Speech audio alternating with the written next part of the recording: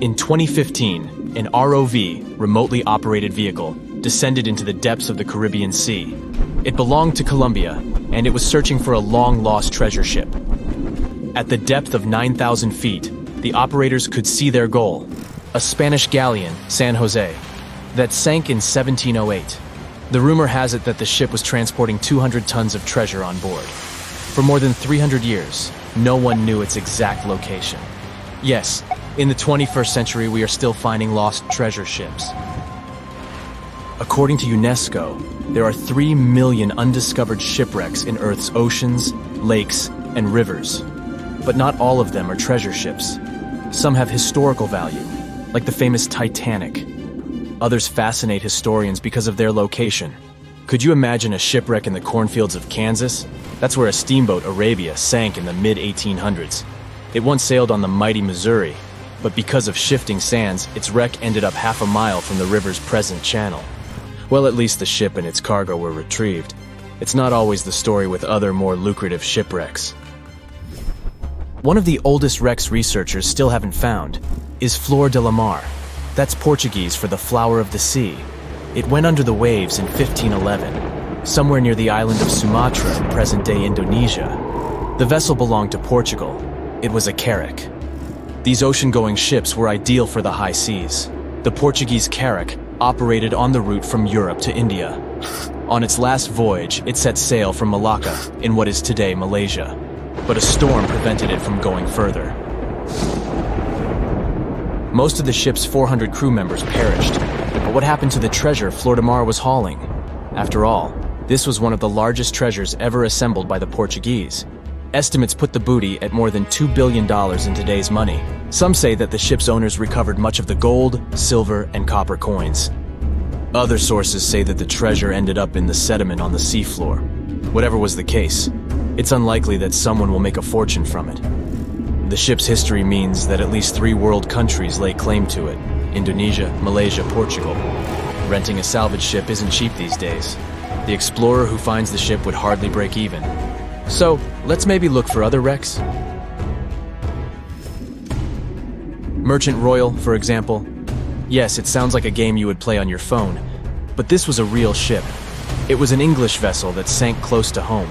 In 1641, the ship went to the bottom of the sea off the Isles of Scilly, Cornwall County, England. It happened because of poor repair work. Its hull started leaking, and Merchant Royal simply took in too much seawater. And if that wasn't enough, the ship's kind captain offered to take extra cargo from another ship that burned. This extra weight meant that the vessel didn't stand a chance to reach its destination, Antwerp, the Netherlands. It was already laden with silver and gold, so much of it that people named its wreck the El Dorado of the sea.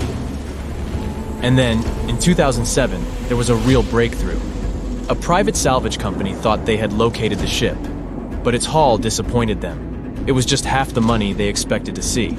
It turned out that they found a different ship, a Spanish vessel that sank more than a century and a half after the English cargo ship.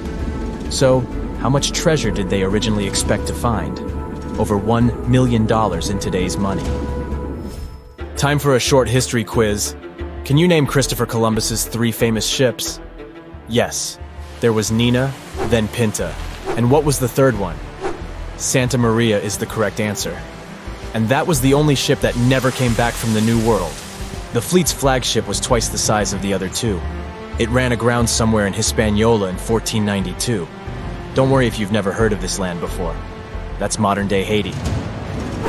An American explorer, Barry Clifford, thought he had discovered the fabled ship in 2014, but UNESCO experts quickly disproved him.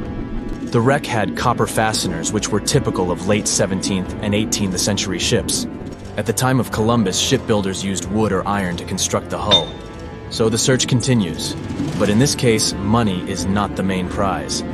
The name of the explorer who finds Santa Maria would go down in history books, and that's worth more than any cash reward. When a ship goes down, the first suspect is bad weather. In the North Atlantic Ocean, for example, waves can reach a height of 60 feet, but poor weather conditions aren't always to blame. For instance, one of the most luxurious steamboats ever sank because it collided with another vessel. The SS Arctic ran into a French steamer off the coast of Newfoundland, Canada, in 1854. This happened near the place where the Titanic would sink decades later. Both sinkings occurred on the same shipping route. The Arctic was an impressive ship. It could cross from America to Europe in just 10 days. That was the 19th century equivalent of a jetliner today. But its end wasn't that glorious. The press on both sides of the Atlantic wrote about the behavior of the ship's crew. They were the first to jump into the lifeboats, leaving the passengers to fend for themselves. And there weren't enough lifeboats for everyone to start with. The scene from James Cameron's 1997 movie Titanic comes to mind. The wreckage of the Arctic sits today at the bottom of the ocean. Its exact location is still unknown. Australia had an unsinkable ship as well. And yes, it eventually sank. The SS Warata completed its maiden voyage from London to Sydney in 1908. A year later, the British passenger ship was sailing back to Australia. But there were problems. The vessel was overweighted and fires kept breaking out aboard. Not the ideal conditions to sail along the coast of South Africa. This section of coastline is littered with shipwrecks, some 3,000 of them.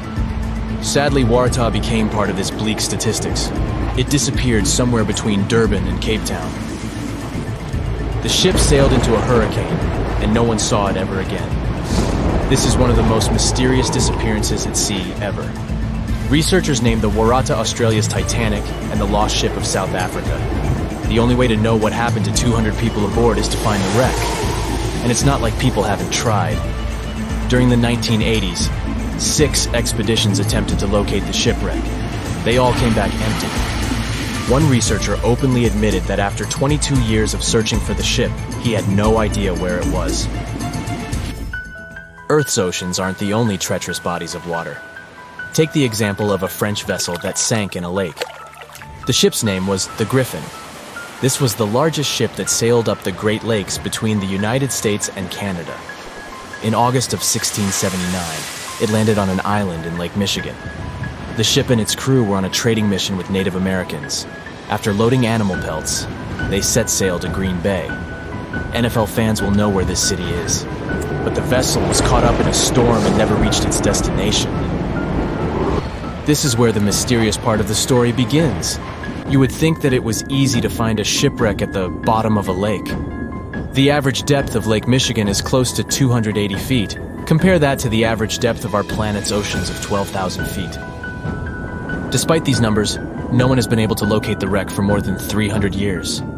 The Griffin had become the white whale for local shipwreck hunters. A local diver and his wife came forward in 2018, claiming they have found the remains of the elusive ship next to Poverty Island. A great place for a rich find, don't you think so? But experts in the field still haven't confirmed the couple's claim.